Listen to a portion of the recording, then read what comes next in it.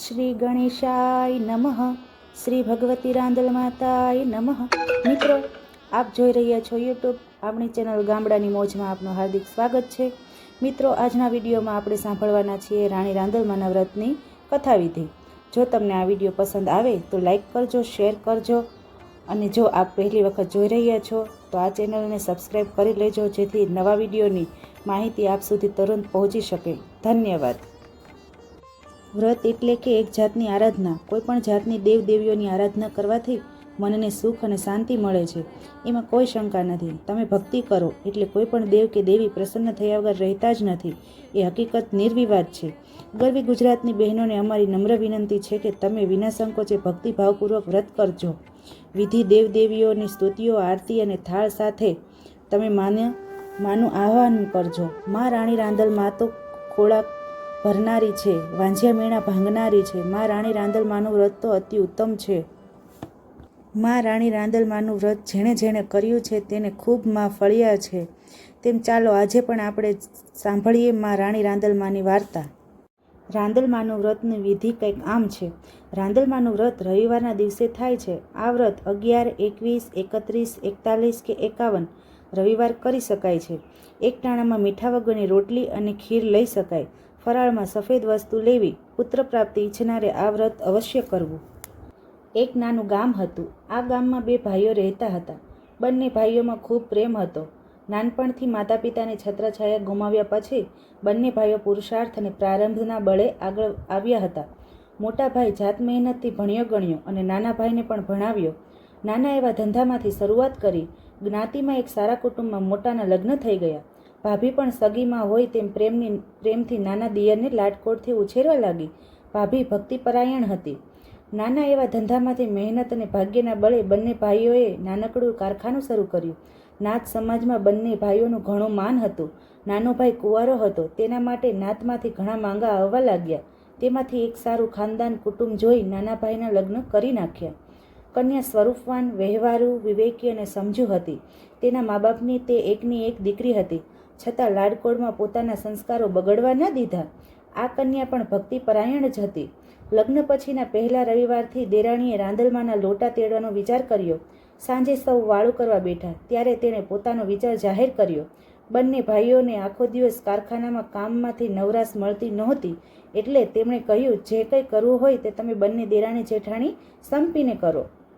જેઠાણીએ વિચાર કર્યો કે અમે બંને વ્રત કરીશું તો ઘરનું કામકાજ કોણ કરશે અને કારખાને સમયસર ટિફિન કેમ પહોંચશે. માટે તેણે દેરાણીને કહ્યું, તું વ્રત કર, હું ઘરના કામ સંભાળી લઈશ. 1, 2, 3, 4, 5 રવિવાર થયા. દેરાણી રાંદલમાનું વ્રત કરવા બાજોટ સામે આંખો બંધ કરી બેસી જાય. રવિવારે ઘરમાં કામ પણ વધારે હોય. જેઠાણી આખો દિવસ બિચારી કામ કરી કંટાળી થાકી જાય. એને મનમાં થયું કે દેરાણીને કામ ન કરવું પડે એટલે રાંદલમાના વ્રતનું બહાનું કાઢી બેસી રહે છે. મારે એકલીને ઘરનું કામ કરવું પડે છે. વળી રવિવારે દેરાણી ખીર અને રોટલી પણ ઉડાવે છે, એ મારે બનાવવું પડે છે. દેરાણી રાંદલમાના દર્શન કરવા મંદિરે જતી રહે છે. હું મારા પતિને અને દિયર પાસે આ વાતની ફરિયાદ કરું તો તે મારી વાત માનશે નહીં અને ઉપરથી ઠપકો આપશે. આમ જેઠાણી તો મનમાં ને મનમાં ઘૂંઘવાઈ રહી છે. હવે 11મો રવિવાર આવ્યો. દેરાણીએ વહેલા ઉઠી સ્નાન કરી બાજોટ ઉપર માનું સ્થાપન કર્યું. ઘીનો દીવો કર્યો, આરતી કરી અને જેઠાણીને કહ્યું કે હું રાંદલમાના દર્શન કરવા મંદિરે જાઉં છું, તો તમે આજે વ્રત હોવાથી મારું મોડું જમવાનું છે. હું ખીર અને મોળી રોટલી ખાઈશ. રાંદલમાને ધરાવીને હું એકટાણું કરીશ. આમ કહી ભોળા ભાવે તો દેરાણી રાંદલમાના મંદિરે દર્શન કરવા ગયા. આ બાજુ જેઠાણીએ મનમાં ઘૂંઘવાતા ખીર અને રોટલી બનાવ્યા, પણ ઈર્ષાના કારણે ખાંડને બદલે મીઠું નાખી દીધા. દેરાણી મંદિરેથી ભગવતી રાંદલમાના દર્શન કરી ઘરે પાછી આવી. ખીર અને રોટલી તૈયાર હતા એટલે પ્રસાદ માને ધરાવી દેરાણી એકટાણું કરવા બેઠી. માનું ધ્યાન ધરી ખીર અને રોટલીનો કોળિયો મોંમાં મૂકતા જ રાંદલમાં કોપાયમાન થયા.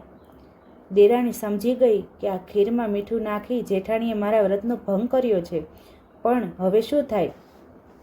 દેરાણી મનોમન માતાજીની માફી માંગવા લાગી, અનેક કાલાવાલા કરવા લાગી. એટલામાં કારખાનામાં પરથી માણસ આવ્યો અને સમાચાર આવ્યો કે આપણા કારખાનામાં ભયંકર આગ લાગી છે. ઉપરાંત બધી ઉઘરાણી પતાવી લાવેલ રૂપિયા ભરેલી બેગ પણ આગમાં બળી ગઈ છે. અગત્યના કાગળો અને ફર્નિચરો સહિત બધું નાશ પામ્યું છે. જેઠાણી સમજી ગઈ કે આ બધું મીઠાવાળી ખીરનું કારણ છે. ઈર્ષાના કારણે પોતે કરેલી ભયંકર ભૂલ કરી નાખી છે.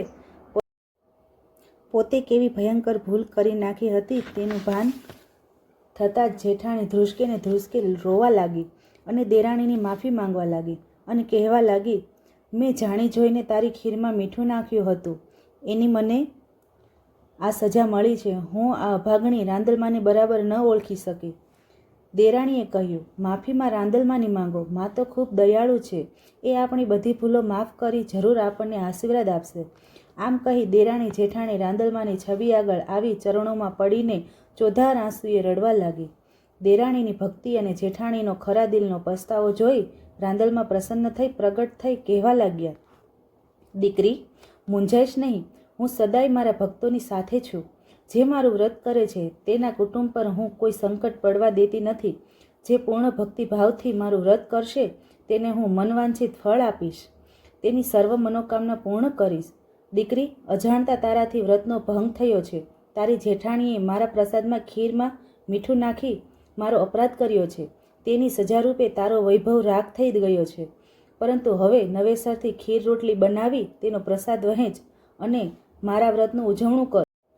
13 ગોયણીઓને બોલાવી જમાડી દાન દક્ષિણા આપવાનો સંકલ્પ કર, એટલે તારું ગયેલું બધું અનેક ગણું થઈ તને પાછું મળશે.